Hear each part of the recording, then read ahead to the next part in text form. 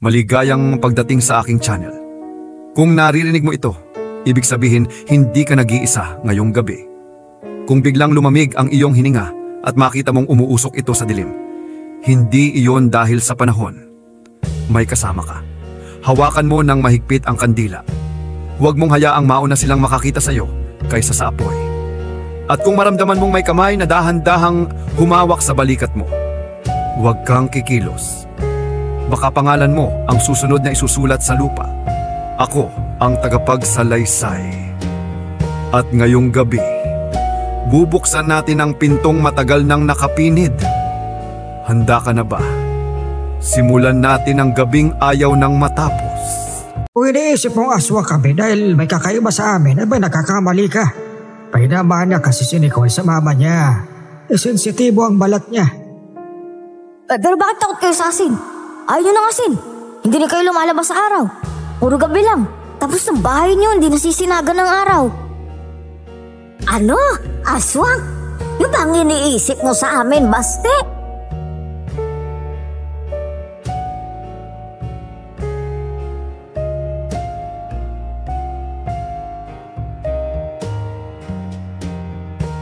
Magandang araw, Miss Soledad. Nandito po ako upang isulat ang aking kwento. Bata pa lang po ako, alam ko ng isang albularyo ang mga magulang ko, pero hindi sila basta-bastang albularyo dahil isa rin silang manunugis ng aswang. Lagi silang nananalo kapag nakikipaglaban sa mga aswang na pumipinsala sa baryo namin. Kaya lahat ng mga taong nasa paligid namin humahanga sa galing nila at kahit ako.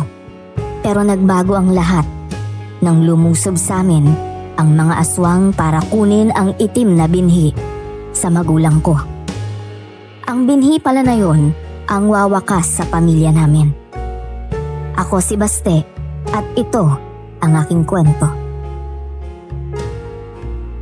Bago ko simulan ng storya, huwag kalimutang mag-subscribe bilang suporta sa ating channel.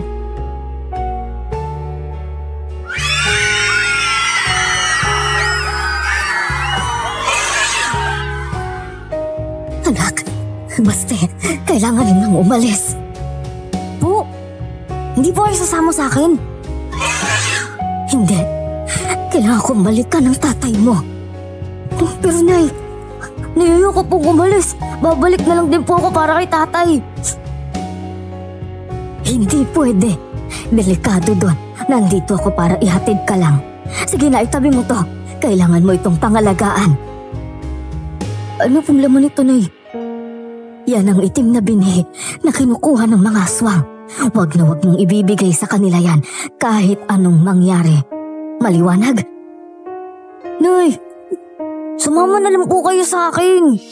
Hindi ako pwedeng sumama. Dahil kapag nakuha nila ang binhing yan, gagamitin nila yan sa masama, anak. Na hindi ko kaya umalis eh. Ayoko pong umalis, Nay. Wala po akong mapupuntahan eh. Sige na, anak. Umalis ka na. Nakikiusap ako. Tumabi ka, anak.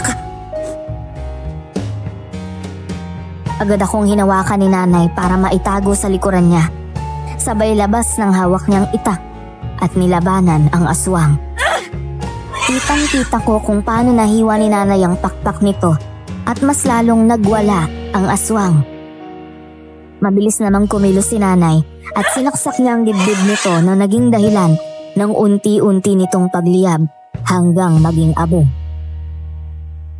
Pagkatapos mapatay ang aswang, agad siyang lumapit sa akin at tiningnan akong mabuti kung may nangyari bang masama sa akin.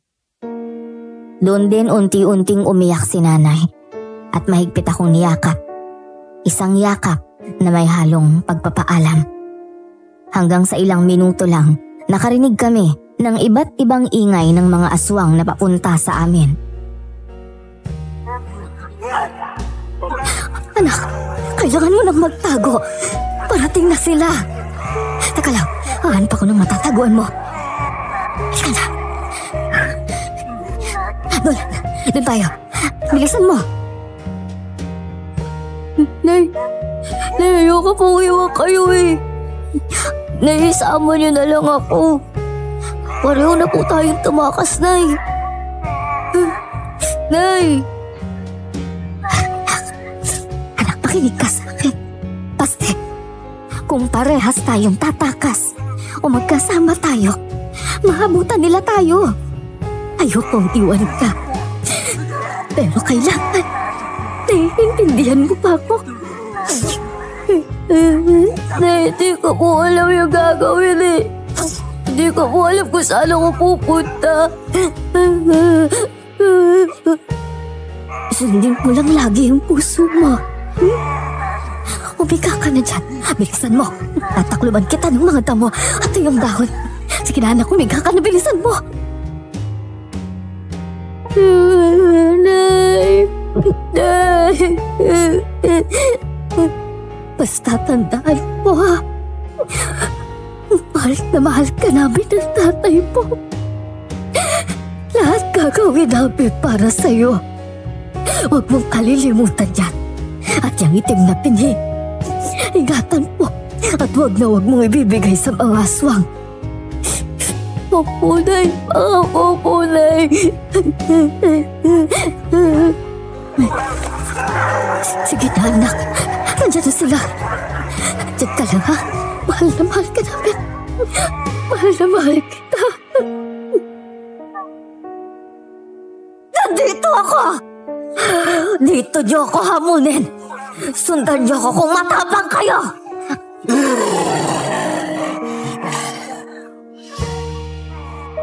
Tinakpan ko ang bibig ko habang pinapanood si nanay na tumatakbo. At sinusundan siya ng mga aswang. Pinilit kong hindi mag-ingay para hindi ako makita. Nang malayo na sila, saka ako tumayo at lumingon pa ulit sa dinaraanan ni nanay bago tumakbo palayo sa baryo namin. Hindi ko alam kung saan ako papunta nun. Ang alam ko lang, kailangan kong makalayo para hindi ako makita ng mga aswang na sumugod sa baryo. Lakad at takbo ang ginawa ko nun habang umiiyak. Masakit na rin ang mga paa ko at nanghihina na ang katawan ko. Hindi ko alam kung ilang oras na akong tumatakbo hanggang sa unti-unti kong nararamdaman ang panlalabo ng mata ko. At hindi ko na napigilan ang pagbagsak ng katawan ko.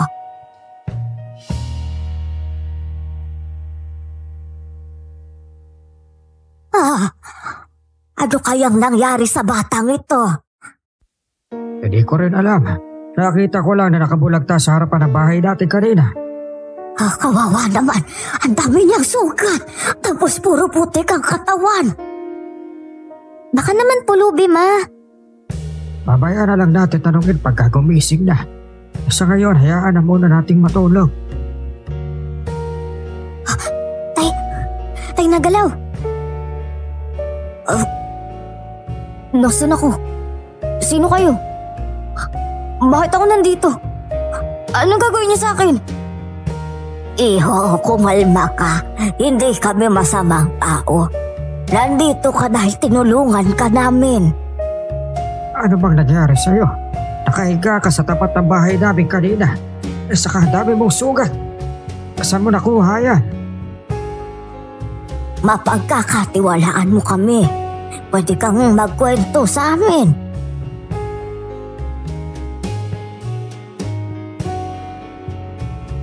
Isa-isa ko silang tiningnan at lahat sila hinihintay ang sagot ko. Gusto ko magkwento sa pinagdaanan ko. Ngunit baka hindi sila maniwala kapag nasabi ko yon. Kaya pilit akong ngumiti sa kanila at nag-isip ng palusot na pwedeng sabihin. Oo. Napusukan po ng masasamang tao yung bahay namin eh.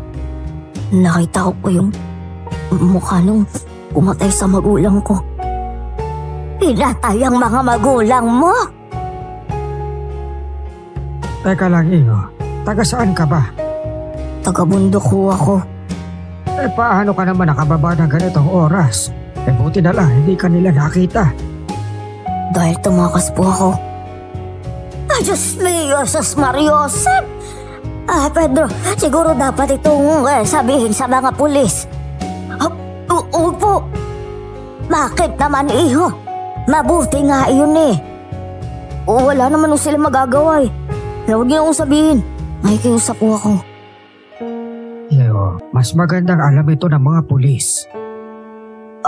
Wala ho silang magagawa eh. Marami ho sila at handa silang pumatay. Iho, mahirap kasi ang sitwasyon mo. Ay, nako. Kaya nga huwag niyo na pong may parating sa mga pulis dahil matutuntun lang ho nila ako. Papatayin lang po nila ako gaya ng ginawa nila sa mga magulang ko. Napaluwa na ako nang maalala ang mga magulang ko. Wala akong nagawa para iligtas sila. Isa lang akong bata. Batang mahina. Batang walang laban kundi ang tumakbo lang papalayo. Napansin ko ang awa sa mga mata nila habang walang tigil akong umiiyak. Naiisip ko tuloy, paano na ako? Saan ako pupulutin ngayon? 14 anyos pa lang ako pero naranasan ko na ang kalagim-lagim na pangyayari sa buhay ko. Napahinto ako sa pag-iyak noon nang may biglang yumakap sa akin ng mahigpit. Doon na ako mas lalong umiyak pa dahil naalala ko si inay. Noong mga oras na yon, walang kumibo at hinintay lang nila akong tumigil sa pag-iyak. Nang tumahan na ako, saka sila nagsalita at kinausap ako. Ano bang pangalan mo? Pwede ba naming malaman? Sebastian Dalisay po. Pero basti po yung palayo ko. Oh, Baste, magtubig ka muna. Dito ka muna ha. Mag-uusap kami ng asawa ko. Opo. Nicole, ikaw muna nga bahala sa kanya. Opo, ma. May kailangan ka pa ba? Wala na po. Kapag may kailangan ka, sabihin mo lang sa akin ha. Oh, salamat po. Ate Nicole? Oo, Nicole nga. Alam mo ba, ikaw lang ang tumawag sa akin ng ate? Oh, ako lang po? Oo, ikaw lang. Ang buhay kasi namin ni Mama nandito lang sa loob ng bahay. Bawal kaming lumabas. Pero sa gabi pwede. Sa gabi pwede? Ano ka ba? Huwag mo na isipin yun. Sana pumayag si na Papa na dito ka muna, no? Wawa ka naman kasi mag-isa ka na lang eh.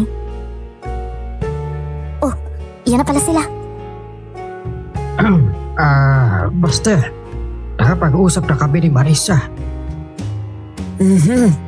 Ang balak namin, dito ka muna patuloyin habang ayaw mo pang pumunta sa barangay o sa mga pulis. Pero kailangan nating harapin ang problema mo. Siyempre kapag hinahanap ka ng mga pulis at nakita ka nila sa amin, baka kami, mapahamak rin. Naiintindihan ko po. Salamat po talaga sa pagpayag na dito muna ako tumuloy. Wala yun. Ramdam naman naming mabait kang bata. Sana'y wag mong sirain yun. Opo. Kumain ka na ba? Baka gutom ka na, tanghali na rin kasi. Tanghali na po? Oo, baste. 9:00 na. Pero bakit po ang dilim dito sa bahay niyo? Nakasarado kasi yung mga bentana at pati yung mga kortina. Oy, sige na, kumain ka muna.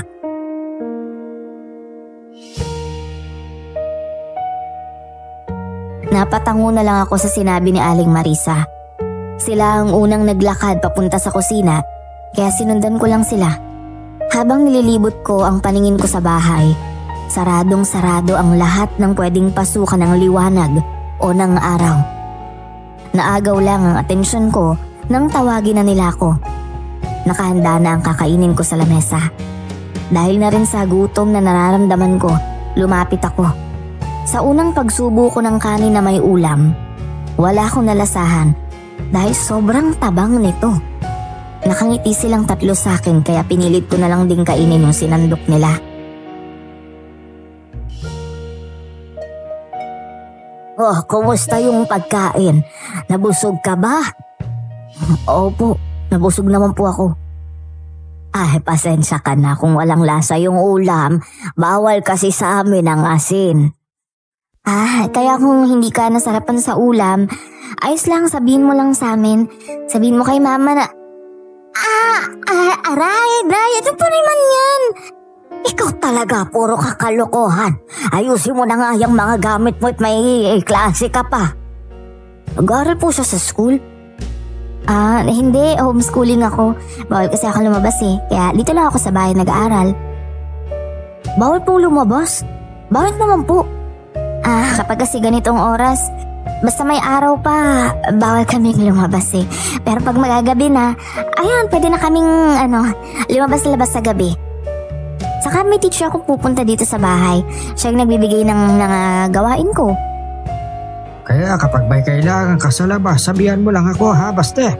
Dahil nandito lahat ng kailangan mo sa bahay na ito.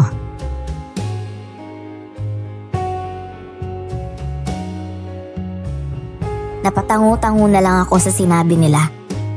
Ewan ko ba, pero ibang pakiramdam ko sa pamilyang tumulong sa akin. Mabait at masayang pamilya naman sila. Subalit sa pamamalagi ko doon, parang laging may mali sa kilos nila. Dahil doon, hindi ko napigilan. Kinutuban ako sa pamilyang yon. Hanggang isang gabi, may biglang nakipag-usap kina Aling Marisa at Mang Pedro. Dalawang matandang lalaki. Lumabas pa ako ng pinto noon para tingnan kung sinong kausap nila. Hanggang sa nanlaki ang mata ko. Dahil tandang-tanda ko ang pagmumukha ng dalawang taong yun. Mga aswang sila na lumusob sa amin at nagulat ako nang biglang magsalita si Ate Nicole sa likuran ko. Uy! Mukhang nagulat yata kita. Oh, namumutla ka. Pupunta po muna ako sa kwarto ko.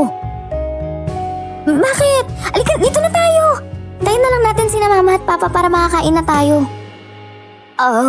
Hindi ko muna ako sasabay sa inyo. Hindi po ako nagugutom eh. Ay nako, magagalit sina Mama at Papa niyan pag hindi ka sumabay.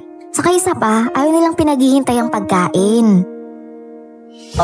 Busog pa po kasi ako, ate. Sige ho, gusto ko muna matulog. Sige. Sige na, taka na sa kwarto mo. Pero kapag tinawag ka nila Mama, lalabas ka, okay? Opo. Pagkatapos kong magpaalam kay Ate Nicole, mabilis akong pumunta ng kwarto. Napansin ko pang nakatingin sa akin si Ate Nicole na para bang nagtataka sa kilos ko. Sinarado ko ang pinto at nilak ito. Naghanap ako ng pwedeng daanan sa labas. Subalit lahat ng bintana ay nakasarado. Kinakabahan na ako ng mga oras na yon at hindi ko alam ang gagawin ko kapag nahanap ako ng mga aswang. Naisip ko tuloy na baka mali na tumuloy ako sa bahay na to. Kinuha ko ang itim na binhi at tinago ko ito para hindi makuha sa akin ng kahit na sino. Habang nasa loob ako ng kwarto, nakarinig ako ng pagkatok at boses ni Aling Marisa. Baste, lumabas ka na dyan at kakain na. Oh, si Baste. Hindi nga lumalabas eh. Ang sabi ni Nicole, matutulog raw yung bata. Oy, bakit hindi mo buksan at kisingin mo si Baste? Ay, paano ko bubuksan? Nakalak. Nicole na. Bakit ho, Tay? Kunin mo nga yung susi dyan at bubuksan ko itong kwarto ni Baste. Opo, Tay. Oh, Baste, gising ka pala. Bakit hindi ka lumabas? Anong ginagawa mo dyan sa dulo? Abay, bakit nakatayo ka na yan? Huwag kayo lalapit sa akin. Ano ba nangyayari? Ano sinasabi mo dyan, Baste? Kami to. Para ka namang nakakita ng multo. Tara na, Baste. Kakain na tayo. Hindi ako sasama sa inyo. Baste, ayos ka lang ba? Teka nga't lalapit ako sa'yo. Huwag ka lalapit! Huwag kayo lalapit sa akin! Kapag lumapit kayo, sasaboy ko sa inyo itong dinikdik na bawang! Pansin ko ang gulat sa mga mata nila habang nakatingin sa akin. Halatang naguguluhan sila sa sinasabi ko. Pero hindi ako nagpatinag. Isa lang ang gusto ko, ang makaalis sa bahay na to. Hinahabol ko din ang paghinga ko dahil sobrang kinakabahan ako. At imbis na takot o pangamba ang maramdaman nila, isang malakas na tawa ang narinig ko kay Ate Nicole at napahagalpak pa ito.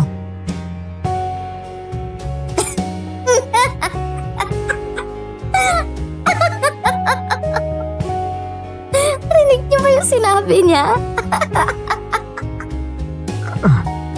Sandali.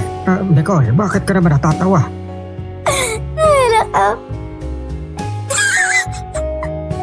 Kasi si Basti ho, akala niyo siguro aswang tayo.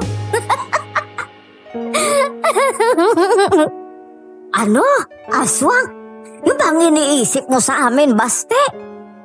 Bakit? Hindi ho ba? Mga aswang kayo, kaya siguro madali niyo akong pinatuloy sa bahay niyo. Naisip niya talagang aswang tayo, ano? Nicole, kapag hindi ka tumigil sa pagtawa mo, mapapalo kita.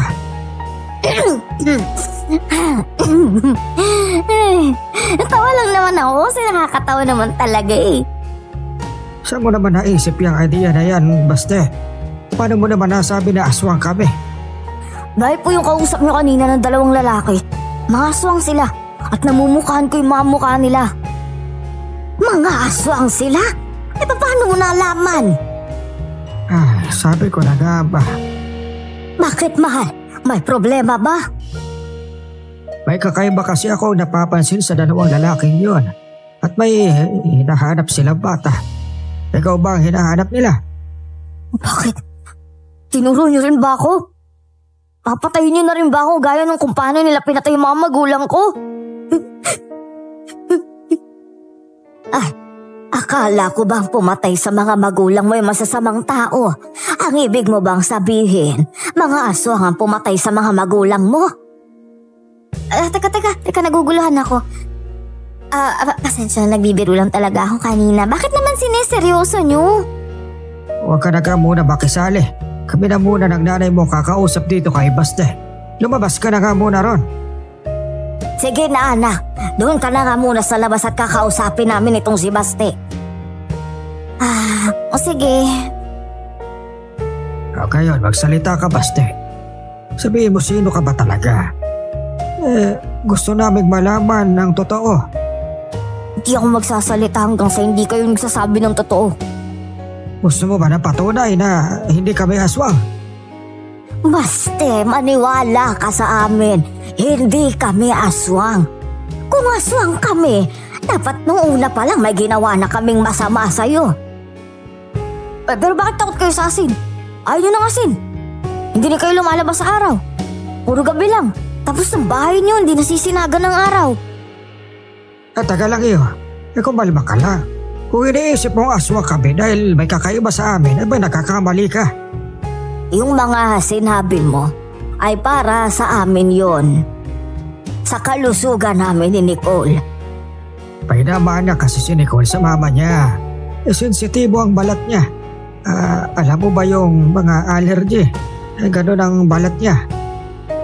Hindi kami pwede sa maalat o asin. Kahit nga sa dagat bawal kami.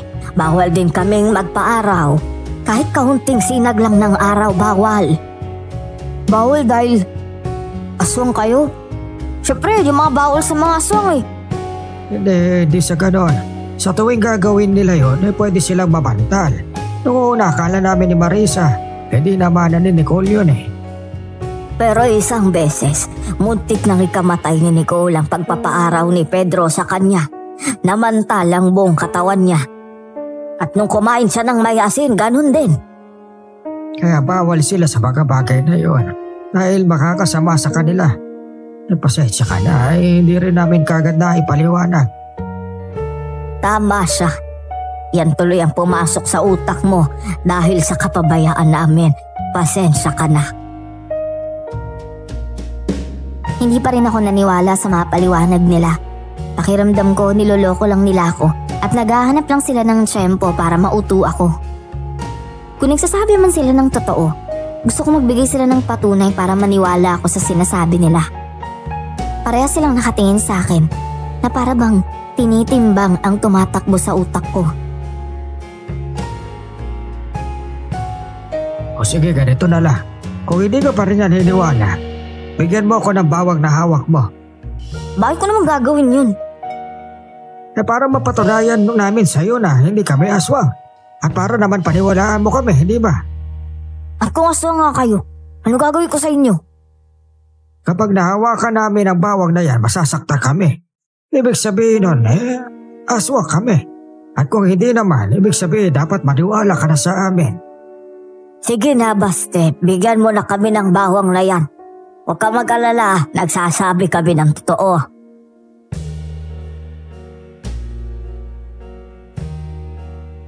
Dahil gusto ko na ring malaman ang totoo, nilapag ko ang bawang sa harapan nila at mabilis akong lumayo. Kinuha naman ni Mang Pedro ang lagayan ng bawang at pareha sila ni Aling Marisa na dumukot doon. Kinain pa ni Mang Pedro ang kaunting bawang na dinikdik ko at wala ngang nangyari sa kanilang masama. Hindi sila nasaktan o nag-ibang itsura dahil sa bawang na hinawakan nila.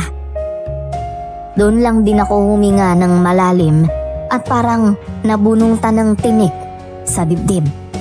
Tumikim pa nun si Mang Pedro at bigla akong nahiya dahil sa ginawa ko.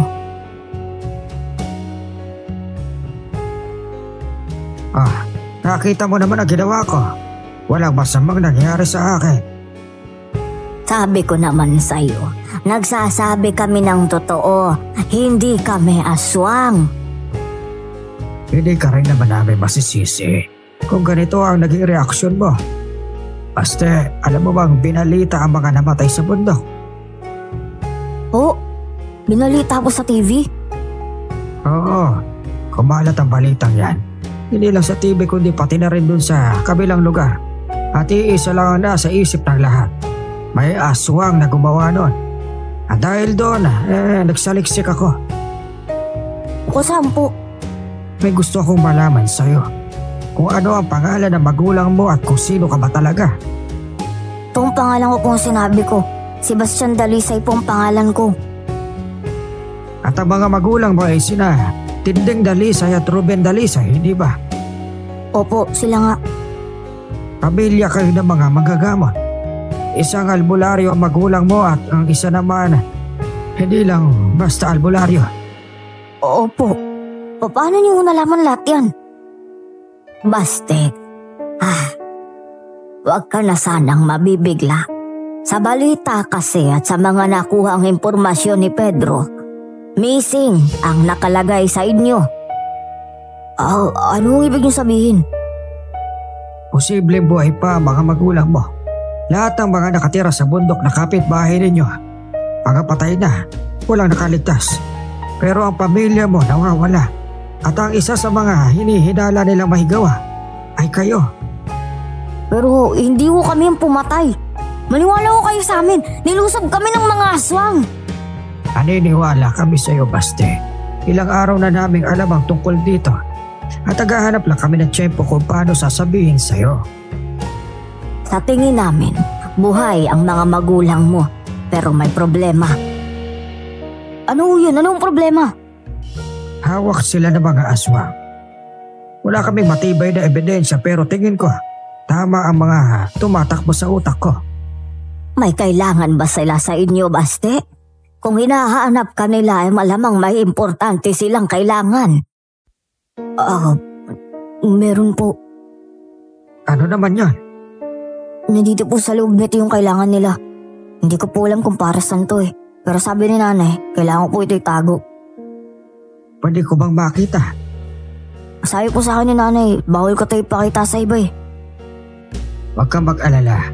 Mapagkakatiwalaan mo ako sa bagay na yan. Kinuha ko ang puting tela sa bulsa ko kung saan nakalagay ang binhing ipinatago ni nanay.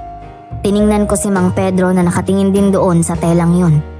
Inabot ko sa kanya yon kahit sa totoo lang nag-aalangan ako. Agad naman niyang binuksan at nagulat siya sa laman. Sabay tingin sa akin. Hindi ka talaga tatantanan ng mga aswang hanggat hindi mo ito na ibibigay sa kanila. Pero kapag napunta po sa kanila yan, mas maraming mapapahamak. Yung pong sabi ni nanay. At kahit anong mangyari, huwag ko raw pong bibigyan sa kanila. Alam ko yun. Hindi mo ito pwedeng ibigay sa kanila. Bakit naman, Pedro? Ano bang meron sa itim na binhi na yan? Isang binhi na nagpapabago ng buhay sa mga aswang. Kapag naitanim ito, mabilis lang itong lalaki. May ganun bang puno? Oo, Marisa. Dahil ang magiging tanging buhay ng puno na ito ay dugo at kaluluwa ng mga taong inaalay sa kanya. Yun po ba yung dahilan kung bakit pinoprotektahan nila yan? Oo, yun ang sa tingin ko. Dahil kapag napunta ito sa kamay ng mga aswang, mas maraming magsasakripisyo. Kaya ba mas pinili ni nanay na magsakripisyo dahil ayaw nila mas marami pang mapahamak? Hanggang sa uli, bayani pa rin sila. At ngayon, ikaw naman ang magiging bayani. Kailangan mong pangalagaan yan. Tadhana ba ito? Tadhana ba ito na mapunta ka sa amin? Ano pong ibig niyong sabihin? Sumunod ka sa akin. May ipapakita ako sa'yo. Teka, saan na tayo pupunta? Doon sa basement. Tara na, isundan natin si Pedro. Opo.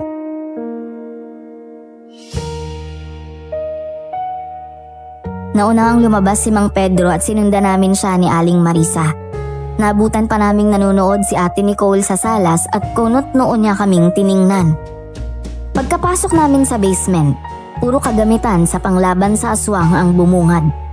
Kumpleto sila sa mga pangontra at may mga halamang gamot na nakatanim doon. Sa unang tingin, parang isang albularyo ang may-ari nito. Naguguluhan akong napatingin kay Mang Pedro na hawak ang buntot pagi. Sabay tingin din sa akin. Nung una, napagkamalan ko silang aswang. Pero ngayon, sigurado akong hindi siya aswang o kung anuman. Lumapit sa akin si Mang Pedro at pinahawak sa akin ang buntot pagi. May magtatanong ka ba sa isipan mo? Bakit po may mga ganito kayo? Matagal ng panahon na rin. Ilang dekada na mula nang talikuran ko ang tungkulin ko. Akala ko habang buhay ko na siyang tatalikuran pero nagbago ang lahat. Nagbago po? Paano ba nagbago?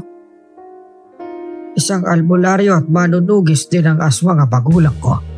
Pati na rin ako. Pero namatay din sila sa enkwentro. Sobrang takot nang naramdaman ko noon kaya mas pinili ko na lang tumakbo at tumakas. Ibig sabihin no, katulad kayo ng mga magulang ko. Pero natuwag ho kayo. Nagkakayahan kayong lumaban kaso iniwan niyo yung mga magulang niyo. Alam ko yon. Isa akong malaking duwag at habang buhay ko yung pinagsisisihan. Kung meron lang akong pagkakataon na balikan ko ang mga magulang ko para iligtas sila. Kaya lang huli na. Baka niyo naman ito sinasabi sa akin ngayon. Ano ang koneksyon ko dito? Sa tingin ko, tadhana na nagsasabi sa akin na bumalik. Siguro kaya ka napadpad sa amin dahil kailangan kita protektahan kasama ang binhi na yan. Ano yun? Si Nicole, Master, dito pala. Huwag ka lalabas na iintindihan mo. Opo. Marisa, kunin mo nga ito at sumunod ka sa akin. Nakaramdam ako ng takot dahil sa sigaw ni Ate Nicole. Gusto kong lumabas para sumunod kay Mang Pedro, pero natatakot ako na baka may mangyari din sa aking masama.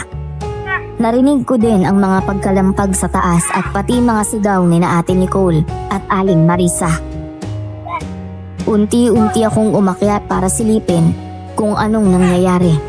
At kitang-kita ng dalawang mata ko kung paano pabagsakin ni Mang Pedro ang mga aswang. Halatang bihasa ito sa pakikipaglaban. Takot na takot din si Ate Nicole nun at umiiyak ito sa bisig ni Aling Marisa.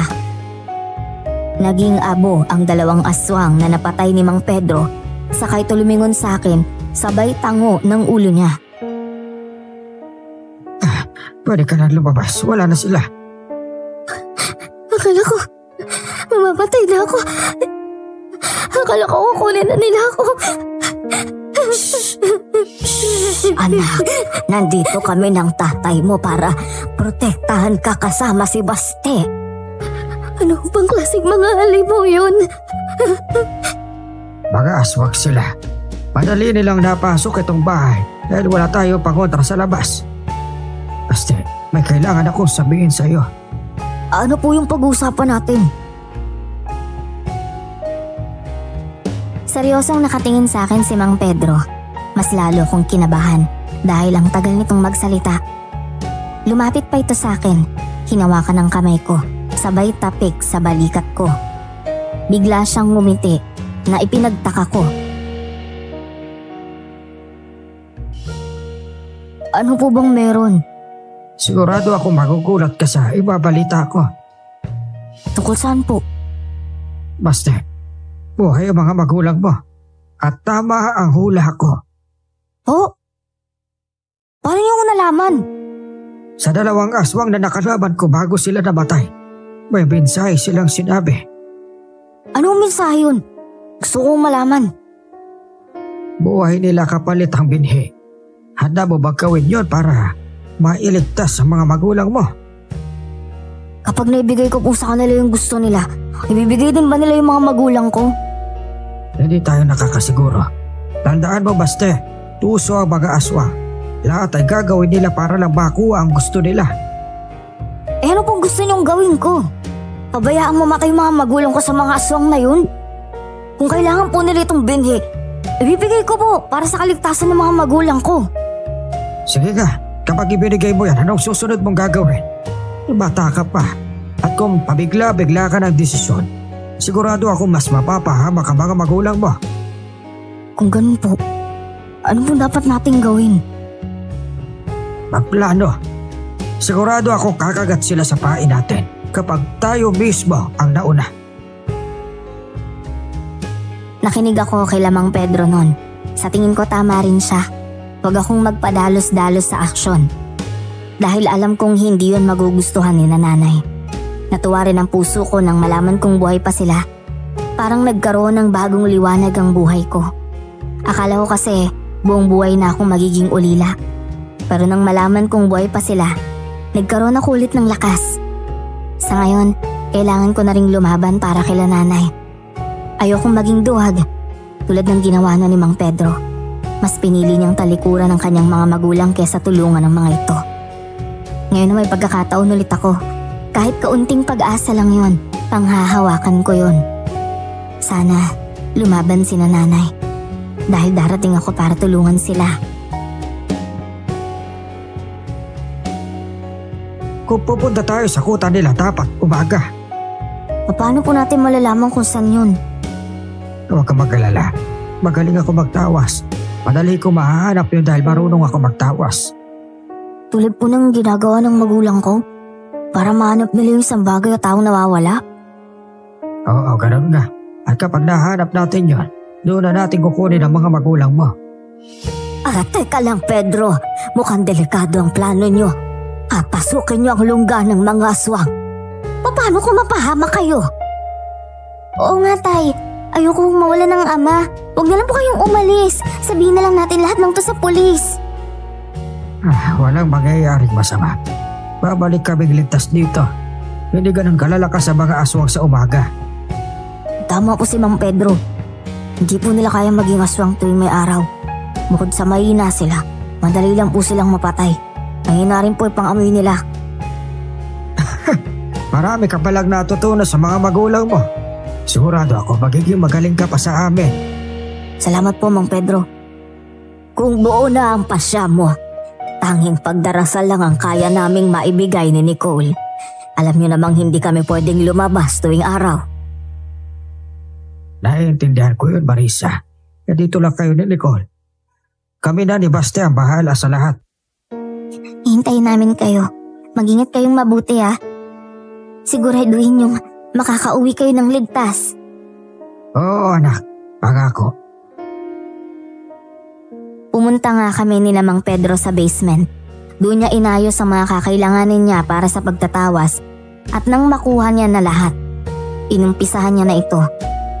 May hininging gamit sa akin si Mang Pedro para matunton sila nanay at agad ko naman yung binigay. Ilang minuto lang din ang hinintay namin at nalaman agad ni Mang Pedro kung saan dinala ang mga magulang ko. Dahil doon, Kumuha kami ng mga bagay na makakatulong sa amin. May mga dinala si Mang Pedro na mga boteng may lamang gas. At sabi niya, gagamitin namin yon para sunugin ang lungga ng mga aswang. Umalis na rin kami ni Mang Pedro sa bahay nila at nagpaalam na kami kay Aling Marisa at Ate Nicole. Sumakay din kami ni Mang Pedro sa habal-habal nila para daw mas mapadali ang pagtakas namin. Bakit po tayo huminto? Malapit na po ba? Malayo pa. May ilog pa tayong daraanan. Ganun po. Bakit nandito po tayo? Dahil kailangan nating tahimik ang pagpunta natin doon at hindi tayo dapat magpahalata. Ganun ba? Sabagay tama ho kayo.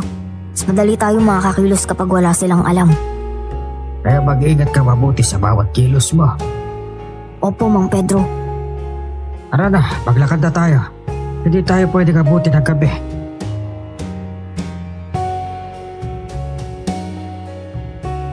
Nag-umpisa na nga kaming maglakad ni Mang Pedro.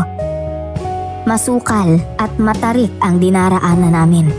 Marami ding matataas na punong kahoy at ilang beses din kaming tumawid ng ilog. Pagkarating namin sa kuta ng mga aswang, agad kaming nagplano ni Mang Pedro. Naglagay kami ng mga patibong na pwedeng daanan ng mga aswang kapag tumakas kami. At nilagyan din namin ng gasolina ang paligid nito. Nang sa tingin naming sapat na yon, saka kami naglakad ni Mang Pedro para hanapin kung saan nila kinulong ang mga magulang ko. Sinenyasan pa ako ni Mang Pedro na sumunod sa kanya. Hanggang sa nakapunta kami sa may dulo at doon ko nakita sina nanay at tatay na mga walang malay. Nay! Ay! Nay ako to! Si Baste! Bakit nandito ka? Kailangan mo nang umalis. Papatayin ka nila pag nakita ka nila. Hindi ho, Nay. Iaalis namin kayo dito ni Mang Pedro. Tutulungan niya tayo. Tara na ho, may alam kaming daan. Teka lang ho, gigisingin ko si tatay. Baste, wala na siya. Ano pong wala na? Kailangan na po nating makalis dito, Nay. Patay na ang tatay mo. Wala na siya. Patay na siya.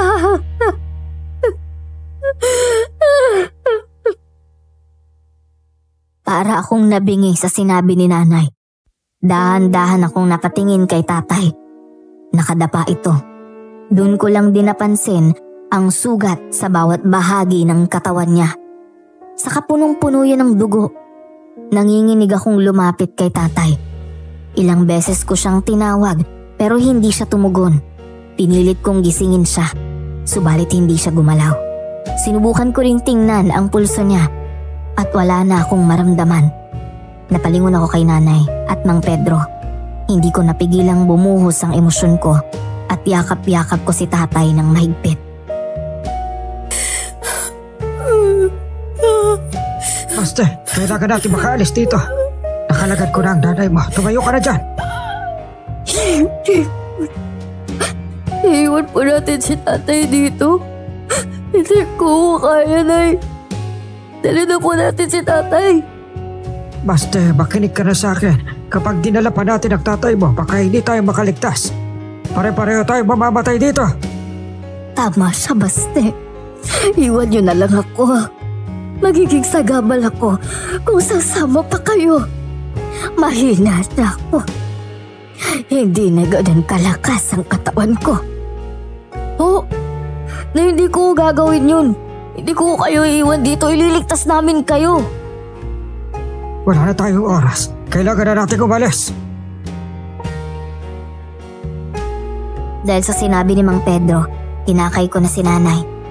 Nilingon ko muna ulit si tatay bago kami naglakad palabas. Doon ulit kami dumaan sa daang walang makakakita sa amin. At nang makalayo kami, sinindihan na ni Mang Pedro ang telang pinagdudugtungan ng mga gas na ikinalat namin sa paligid.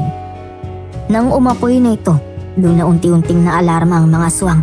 Kaya mas binilisan pa namin ang paglalakad. Basta, ako na mag-aakay sa nanay mo. Malapit na gumabi at malayo pa ang lalakarin natin.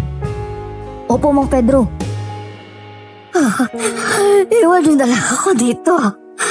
Mas mahihirapan tayo kapag kasama niyo ako. Hindi, Nay. Hindi ko kayo iwan ulit. Wala na si tatay. Ayokong pati kayo mawala pa sa akin. Tama ang anak mo. Tatagan mo lang ang loob mo at isipin mo kailangan ka pa niya. Baka mas mapahamak pa kayo kapag pinilit niyong isama ako. Hindi niya pwedeng makuha ang binhi, anak. Alam ko yon. Kaya nandito ako upang tulungan kayo. Tara na, paglakad na tayo ulit. Tara na, Unay. Basta, alam mo ba kung saan natin nailagay ang mga kapatid mo, hindi ba? Opo, Mang Pedro. Tanda ko po. Mabuti naman. Sige na, ikaw ang mauna sa paglalakad. Mag-ingat ka sa mga dadaanan natin. Sige po, Mang Pedro. Mas binilisan nga namin ang paglalakad para hindi kami maabutan. Malapit na ring gumabi at kung gagabihin kami, siguradong mas mapapahama kami. Nang makasakay na kami sa habal-habal, mabilis yung pinatakbo ni Mang Pedro. Pagkarating namin sa bahay nila, agad naming dinala si nanay sa basement at dun siya ginamot ni Mang Pedro. Kita sa mga mata nila Aling Marisa ang pag-aalala kay nanay. Maraming sugat at kagat ang natamo ni nanay. Buti na lang naagapan lahat yun ni Mang Pedro.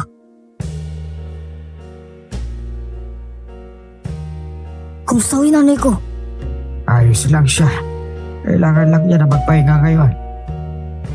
Nasundan ba kayo ng mga aswang? Nasunog namin ang lungga nila at nakagawa rin kami ng mga patibog sa paligid. At hindi ko lang alam kung may natitira pa ba. Ano po gagawin natin ngayon, Mang Pedro? Baka po may mga nakasunod sa atin eh. May naisip na akong paraan dyan. May mga nabili akong maraming bawang at isang sako ng asin. Asin? Pedro, alam mo namang bawal kami ni Nicole noon. Ilalagay natin yun sa paligid ng bahay at mga bintana. Kami na basta ang bahala maglagay nun. Kami po, Pa? Ano gagawin namin ni Mama? Kayo ng mama mo ang magsabit ng bawang sa bawat bintana. Pati na rin sa pintuan. Sige. Kami nang bahala dyan ni Nicole. Kabilos na tayo lahat. Kakagat na ang dilim. Agad nga kaming kumilos ni Mang Pedro. Nagsaboy kami ng asin sa paligid ng bahay, pati na rin sa bubungan. Naglagay rin kami sa bintana ng mga asin. At pagtingin ko sa buwan, saktong bilog pa to. Malalayo rin ang mga kapitbahay ni Mang Pedro dahil puro katabi nila ay tubuhan at mga taniman ng gulay. Kung may mga nakaligtas mga aswang, sigurado akong nagbabalak na sila kung paano nila kami susugurin. Naisip ko tuloy kung matutulungan ko ba si Mang Pedro sa pagharap sa mga aswang o baka maging sagaba lang ako dahil sa edad ko.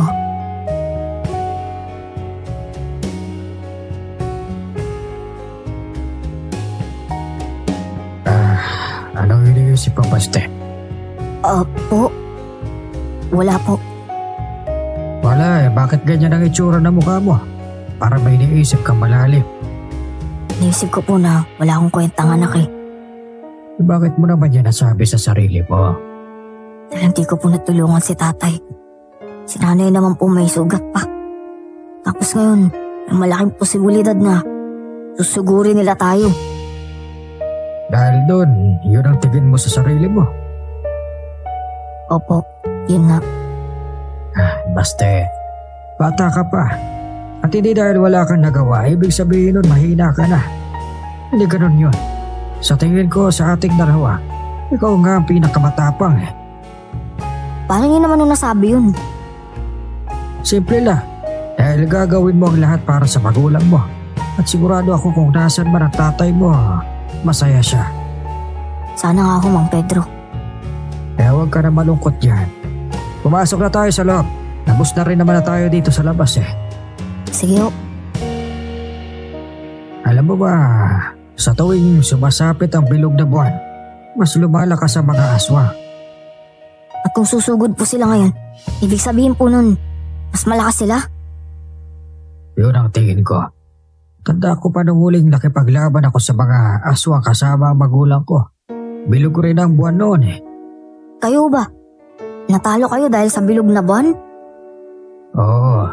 Kahit malalakas ang mga albularyo kasama ko, parang walang talab yun sa kanila. Kung gano'n anong gagawin natin? Ang maganda at manalig sa itaas.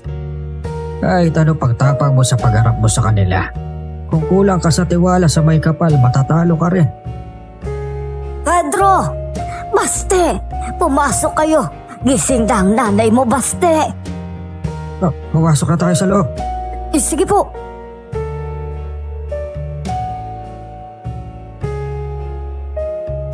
Dahil sa sinabi ni Aling Marisa, pumasok kami ni Mang Pedro at pumunta ako sa basement. Nakaupo na nga si nanay at nakangiting nakatingin sa akin. Lakad at takbo na ang ginawa ko para makalapit sa kanya. Niyakap ko siya at nang marinig ko tong dumaing, bigla akong napaluwag sa pagyakap.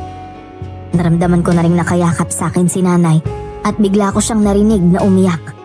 Kaya hinarap ko siya, sabay puna sa mga luha niya. Hinawakan ni nanay ang mga kamay ko at hinalikan niya yon ng marahan.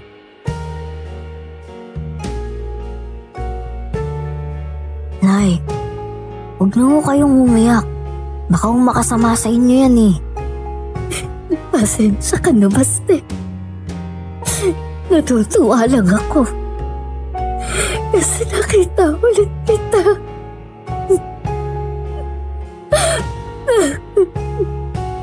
Akala ko, yun na ang huling pagkikita natin. Hindi ko ito inasahan. Nay, yun yung akala ko eh. Alam ko hindi ko na kayo maawakan ng ganito eh. Pero mabuti na lang uligtas kayo. Hindi nila ako pinatay. Ang tatay mo, namatay siya dahil sa pinsalang na tango niya. Hindi kinaya yun ang katawan niya. Sana maaga pa kami nakapunta. Baka naabutan pa namin si tatay. Huwag mong sisihin ang sarili mo. Wala kang kasalanan. Nga pala anak, sino ba yung mga kasama mo? Nay, sila nga pala yung mga kumukup sa akin. Si Mang Pedro, ang gagamot ho. Katulad niyo rin ho. Si Aling Marisa naman po tsaka si Ate Nicole, anak po nila. Teka lang, anong pangalan niyo ulit? Frederico Palma. Pero tawagin mo na lang akong Pedro. Yun ang pangalan ko. Bakit? Kuya Rico? Ikaw ba yan? Kilala mo ko.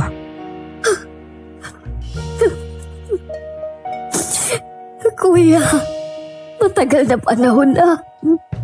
Wala nang umalis ka at mamatay ang mga magulang natin. Tina?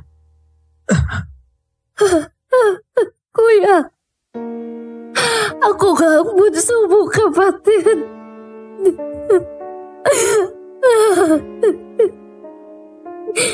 Matagal kita hinanap, Kuya. Sobrang tagal kong naganap sa'yo. Patawarin mo ako, bunso. Patawarin mo ako at hindi kita hinanap. Akala ko wala ka na rin eh. Nakaligtas ako, Kuya. Nakaligtas ako.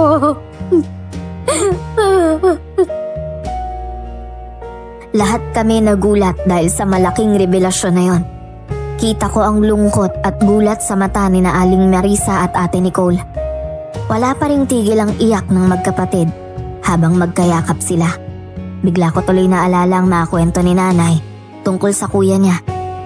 Napangiti na lang ako noon habang tinitingnan sila.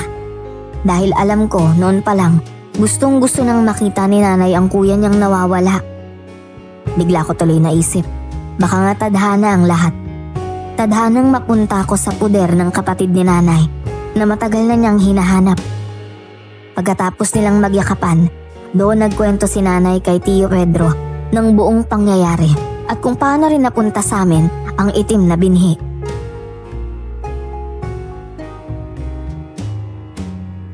Kinuha ng aswang mo ang itim na binhi sa mga aswang? Oo, Kuya, dahil alam namin na kapag naitanim ang itim na binhi na yon, mas magpaparami ng angka ng mga aswang at lalakas ang puwersa nila. Pero delikado ang ginawa niya. Mas lalo kayo mapapahamak. Lahat ng kapitbahay ninyo mamamatay. Nabalita na yon. Alam mo ba kayo ang tinuturo mga sospek? Hindi kami ang pumatay. Yung mga aswang. Alam ko yon. Pero sino ang maniniwala kapag gano'n ang ipinalusot ninyo sa investigasyon? Kuya, hindi sila titingil hanggat hindi nila nakukuha ang binhi. Sigurado akong may lulusob dito mamaya. Napagdahandaan ko na ang lahat, Tinding. Maraming patibong ang nagkalat sa paligid. Isang baling apak lang nila.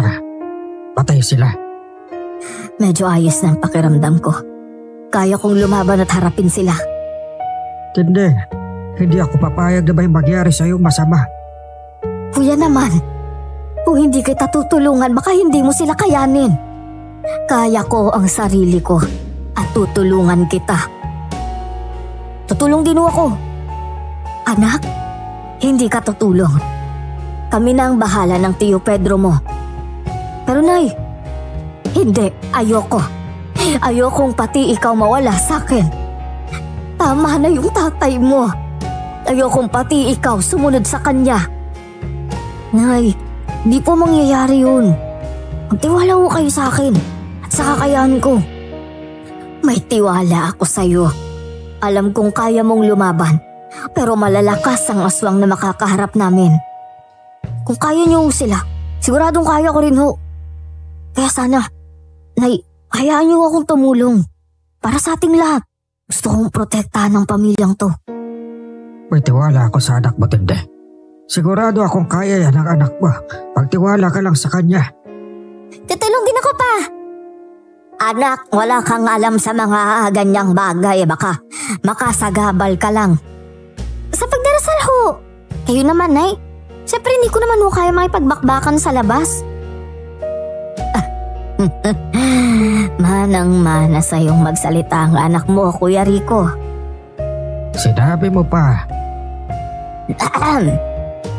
Ikaw pala ang kapatid ni Pedro. Masaya akong nakilala ka. Ako nga pala si Marisa, asawa niya. Kahit may panganib kaming kinakaharap ng oras na yon, ramdam ko ang kasiyahan ng bawat isa, lalo na ni Nanay at ni Tio Pedro. Mas lalo tuloy akong nagkaroon ng lakas ng loob na maging matapang at lumaban. Gusto kong protektahan ang pamilya ko ngayon at gagawin ko lahat para wala nang masaktan at matapos na ang panganib na to. Matapos nilang mag-usap, may mga nilabas si Mang Pedro na pwede naming magamit. May binigay siya sa akin na pana at palaso, pati na rin mga dinikdik na bawang na may asin at abo. Kay Nanay naman, binigay ni Mang Pedro ang isang mahabang patalim at buntot pagi. Sigurado ka bang kaya mo lumaban, Tinding? Pahina ka pa at baka mas lumala ang mga sugat mo kapag ka pinilit mo. Kaya ko pa. Huwag kayong mag-alala.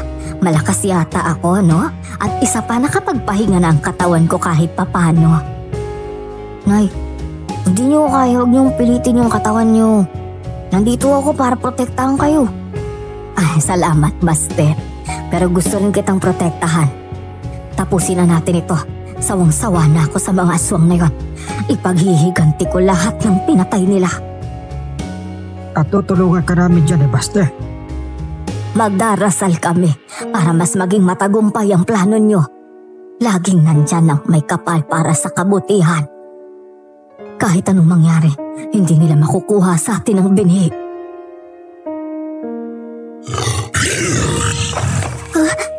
Ano yun? Nandyan na sila. Marisa, Nicole, huwag kayong lalabas. Naiintindihan niyo ba ako? Oo, Pedro, mag-ingat kayo.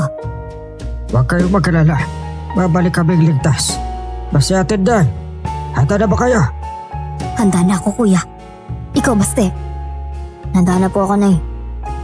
Kung gano'n, lumabas na tayo at harapin natin sila. Pagbabayarin ko sila sa ginawa nila sa asawa ko. Walang kapatawaran ang pagpaslang nila sa bawat taong nakatira sa bundok at sa mahal kong asawa. Dahil sa mga narinig naming kaluskos sa paligid, alam naming dumating na sila. Pansin ko sa mga mata nila nanay at Tio Pedro na handa na silang lumaban. Lumabas na kami ng basement at sumilip sila nanay at Tio Pedro sa may bintana. Huminga ako ng malalim nun at nagdasal. Dahil alam kong mas gagabayan niya kami kapag ginawa ko to. Sabay-sabay kaming napalingon sa isa't isa nang may biglang sumigaw sa labas. Lumabas ka na dyan, Tindoy! Alam ko nandito kayo ng anak mo! Huwag mo na kami pahirapan pa! Ako na ang unang lalabas at haharap sa kanila. Sige, susunod kami. Nay, mag-ingat po kayo. Nauna ngang lumabas si nanay at sumunod naman si Mang Pedro. Bago ako sumunod sa kanila, napalingon pa ako kina Tia Marisa at Ate Nicole na parehas nagdarasal para sa amin. Pagkalabas ko, maraming taong nakapaligid sa bahay. Hindi rin sila makalapit dahil puno ng asin ang paligid. Hinanda ko na rin ang pana at palaso na binigay sa akin ni Tio Pedro. Ay, talaga nagsama ka pa, ano? Balak mong patayin din sila? At teka lang, ayan palang anak mo! Ibigay nyo na lang sa akin ang binhi! Hindi mapupunta sa kamay niyo ang binhi. Hindi ako papayag na gumawa pa kayo ng kasamaan. Eh grabe naman! Napakakulit mo rin ano, Tindoy! Huwag na tayo magpahirapan dito. Isa lang naman ang gusto namin. Ibalik ninyo ang ninakaw ng asawa mo sa amin. Ginawa niya yon upang manaig pa rin ang kabutihan sa mundo at hindi ang kasamaan niyo. Kaya sa tingin niyo ba, sasayangin ko ang sakripisyo ng asawa ko? Hindi! Kung gano'n ay pasensyahan na lang tayo. Kung hindi ka madadaan sa pakiusap, dadaanin na lang namin kayo sa paspasan.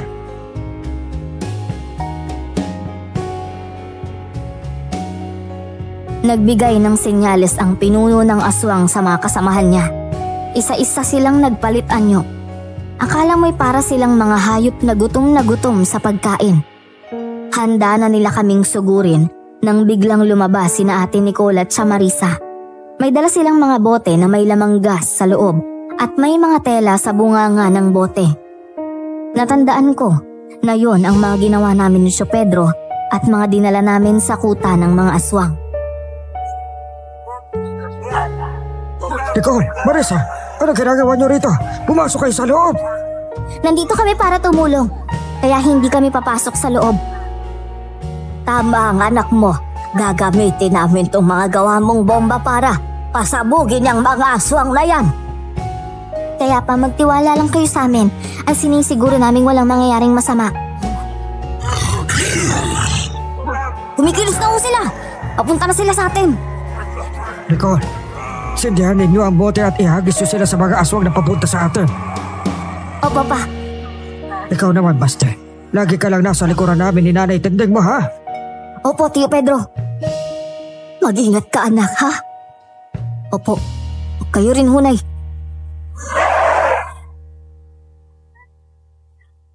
Ngumiti sa akin si Nanay at ginulo pa ang buhok ko. Muli kaming tumingin sa mga napalapit na sa amin. Nagulat pa ako na biglang sumabog yung hinagis ni Ate Nicole at lumiyab yun. Kaya nagsisigaw ang mga aswang na natamaan nun. May dalawang wakwak namang palapit sa amin, kaya agad kong pinalipad ang palaso at sakto sa puso yung tumama. Ginamit naman ni Nanay ang buntot pagi niya. Sabay hampas sa aswang na natamaan ko at agad yung napatay ni Nanay. Si Tio Pedro naman nakakapagpatumba rin sa mga sumusugod sa aming mga aswang. Nakita ko pa kung paano gumalaw sina Nanay at Tio Pedro sa pakikipaglaban. Halatang biyasa na talaga sila sa ginagawa nila at humanga ako sa lakas at galing nila.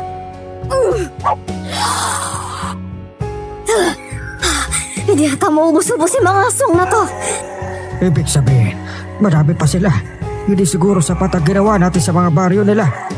Ano gagawin natin ngayon? Magpatuloy lang tayo. Sigurado ako mauubos rin natin sila.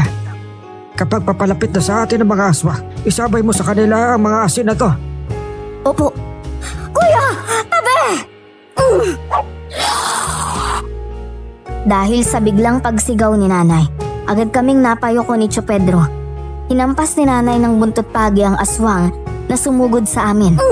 Sabay pulupot sa leeg nito at mabilis na tinarak ni Tio Pedro ang itak na hawak niya sa dibdib ng aswang. Iilang piraso na lang din ang palaso na nasa likuran ko at sigurado akong mauubos na to dahil marami pa kaming dapat ipatumba. Nagulat pa kami nang biglang may naghagis ng bote malapit sa amin at lumiyab ito. Buti na lang hindi kami nahagip nun at sabay-sabay kaming napatingin kina Ate Nicole na siya palang naghagis nito. Tumenyas naman siya ng pasensya. Anak, sabi ko naman sa'yo tansyahin mo. Opo ma, eto na ho. Eto, sigurado ako tatama na talaga to sa kanila.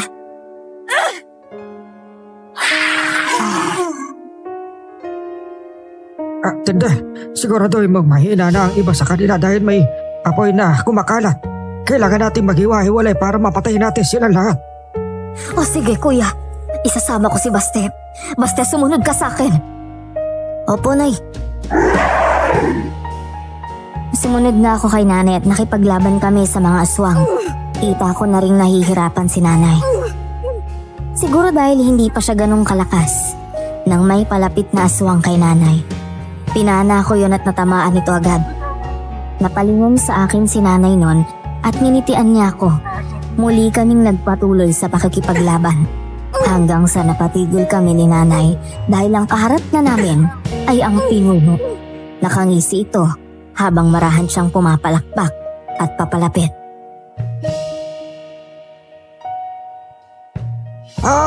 Abay bakit kayo lumalayo? Natatakot ba kayo? Itigil mo na to. Wala kang mapapala sa amin. Bakit ko naman ito ititigil? Ako, wala ko kailangan sa inyo.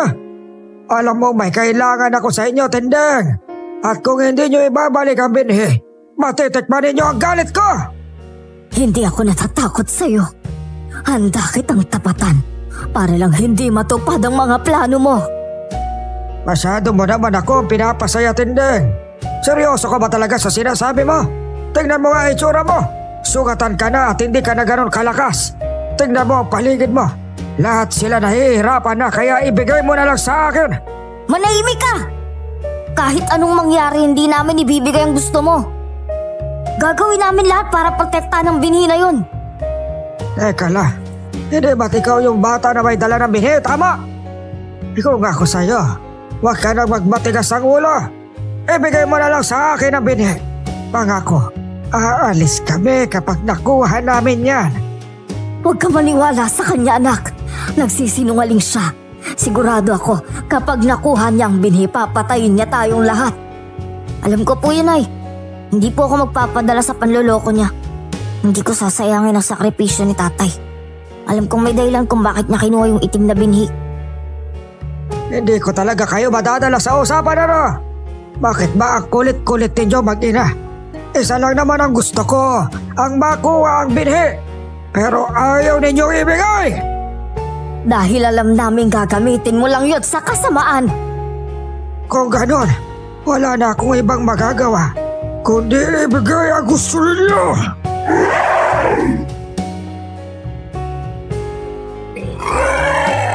Parehas kaming napaatras ni nanay dahil sa biglang pagbabago ng itsura ng pinuno ng aswang. Lumaki ang katawan nito, lumabas ang mga ugat, nagkaroon ng itim na balahibo sa katawan at ang buhok naman nito ay kulay abo.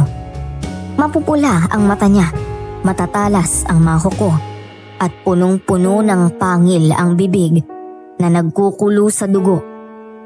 Sa unang tingin, para siyang asong lobo na may katawang tao. Pagtingin niya sa amin, sobrang pula ng mga mata niya. Gustong-gusto na niya kaming sugurin. Nung klaseng aswang po siya, Nay? Gabunan. Isa siya sa mga uri ng aswang na malalakas at mahirap patumbayin. Ibig sabihin po, mahirapan tayong patayin siya? Mukhang ganun na nga anak. Hindi siya ganun kadaling mapatay. Mabilis siyang kumilos at mahirap siyang hulihin. Kaya mag-ingat ka. Minsan umaatake siya nang hindi natin alam at pilyo siya. Sige po, Nay. Naiintindihan ko po. Kaya niyo pa po bang lumaban? Yung mga sugat niyo parang dumudugo na po eh. Huwag kang mag-alala. Kaya ko pa. Makakalaban pa ako kahit papano. Huwag mo nalang intindihin ang sugat ko. Nay. Bakit? Paglaki ko po, gusto kong maging katulad yun ni tatay. Isang albularyo na nagtatanggol sa mga tao. Hindi lang basta gumagamot. Pangako ko yan, Nay. Magsasanay ako mabuti para maging katulad niyo. Naniniwala ako sa kakayahan mo. Sa ngayon, harapin muna natin tong aswang na to. Tapos na ba kayo mag-uusap mag-ina? Dahil ngayong araw, ito na ang katapusan ninyo! Isasama ko kayo sa magaling mong asawa. Huwag kang puro salita. Kung papatayin mo kami, gawin mo na. Masyado ka naman nagmamadali. Pero kung yan ang gusto mo, magbibigyan kita! Para naman mas madali kong mapatay ang anak mo. Hindi ako papayag. Handa akong ialay ang buhay ko para sa anak ko at sa bayan. Kung ganon, tignan natin kung hanggang saan ang kaya mo. Agad nang kumilos ang pinuno ng mga aswang. At tama nga ang sinabi ni Nanay. Maliksi ito. Dahil bigla siyang nawala sa harapan namin. Kaliwat kanan ang tingin namin ni Nanay habang hawak niya ako sa braso. At napahigpit pa ang kapit niya. Maging alerto ka lang, anak. Sigurado ako nasa paligid lang siya. Ay, paano po natin malalaman na palapit na siya sa atin? Yung paghinga niya, kabaliktaran yon sa paglapit niya. Kapag malapit, malayo ang tunog. Kapag malayo, lumalapit ang tunog. Ganon din ang paghakbang niya. Lahat po ba yan kabaliktaran? Oo, anak. Nung nakalaban ko siya, yun ang napag-aralan ko sa kanya. Kaya, yuko, baste! Dahil sa sigaw ni Nanay, agad akong napayoko. Nanlaki ang mata ko nang makalmot siya ng gabunan at tumawa ito habang tinitikman ang dugo ni Nanay. Agad akong lumapit kay Nanay at tiningnan ang sugat niya. Medyo bumaon ito. Dahan-dahang lumapit sa amin ang gabunan at mukhang ako ang pakay niya. Kinuha ko ang buntot pagi, pati na rin ang itak ni Nanay at itinutok ito sa gabunan. Pero tinawanan lang niya ako. Mas lalo akong kinabahan. At ano naman ang magagawa mo sa akin, bata? Ibigay mo na lang ang gusto ko. Huwag ka nang tumulad sa mga magulang mo. Anak, kahit anong sabihin niya, huwag kang makikinig o magpapadala sa kanya. Tuso yan. Naintindihan ko, Nay. Lalaban mo ako. Hindi ako papayag na makuha mo sa akin ang binhi. Dadaan ka muna sa akin bago mo ito makuha. Makulit ka. Sa bagay, may pinagmalahan ka rin naman. Tumayo ako noon at hinarap ang pinuno ng mga aswang. Pinilit kong maging matapang sa harap niya, pati na rin ni Nanay. Nakita ko si Tio Pedro na dahan-dahang naglalakad sa likod ng gabunan at sinenyasan akong huwag maingay. Pasimple akong tumango. Kinuha ko ang asin at abo sa likuran ko. Si Tio Pedro naman ay inihanda na ang buntot pagi niya. Tiningnan ko ang kamay niya. Bumilang ito. Pagdating sa 3, hinagisan ko ito ng asin at abo sa mukha. Napahiyaw ito sa sakit. Nilapitan siya ni Tio Pedro at pinulupot ang buntot pagi sa liig nito. Basta, kumilos ka na, bilis mo! Basta, sugatan mo siya sa dibdib para humina siya. At yung paa niya, sa katuhod lagyan mo ng sugat. Bilisan mo! Opo! Dahil sa utos ni Nanay at Tio Pedro, ginawa ko ang bili nila. Maalam na rin ako sa paggamit ng mga sandata. Tinuruan ako ni Tatay. Inuna ko ang tuhod ng gabunan, sabay ang mga paa. Mas lalo itong nagwala at dahil doon, bigla akong napalayo. Nagulat pa ako nang tumalsik si Tio Pedro at tumama sa puno ng mangga. Tumalikod ang gabunan at lumapit sa direksyon ni Tio Pedro. Ginagalit niyo ako masyado! Dahil dyan, lahat kayo mamamatay! Pero ikaw muna ang uunahin ko. Tutuan ikaw ang sumira sa tirahan namin. Pinatay mo ang iba naming mga kasamahan! Hindi mo kami mapapatay! Hoy!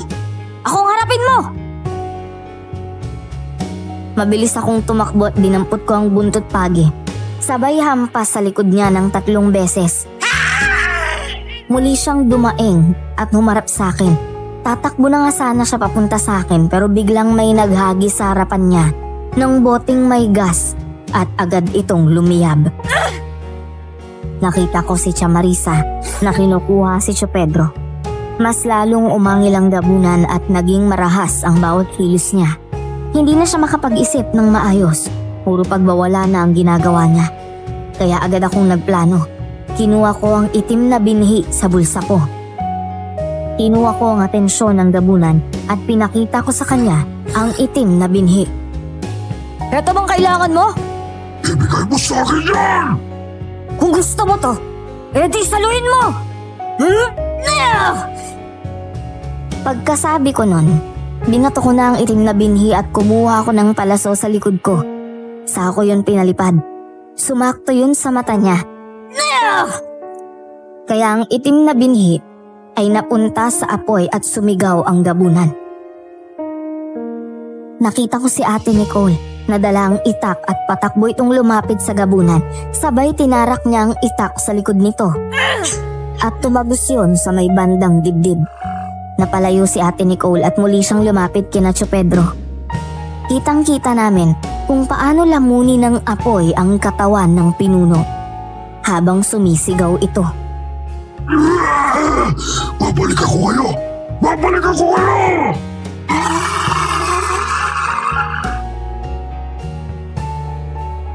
Wala na sila. Ligtas na tayo. Ma, paligtas na tayo. Napatay din natin silang lahat. Tama ka. Ligtas na tayo, anak. Nakaligtas din tayo. Ay, salamat sa Diyos sa paggabay sa amin. Dahil sa pagkamatay ng mga aswang, kasama na rin ang pinuno nila. Hanggang dito muna ang ating kwento. Ngunit hindi rito nagtatapos ang gabi. Huwag mong hanapin. Ang mga bagay na nagmamasid ay mas masipag maghanap kaysa sayo. Ngayon, isara natin ang aklat, ngunit huwag ang pakiramdam. Doon nakatira ang mga alaala na babalik sa tamang oras. Ako ang tagapagsalaysay. Magpapahinga ako, pero mananatili ang bantay sa dilim, paalam at makita kang muli.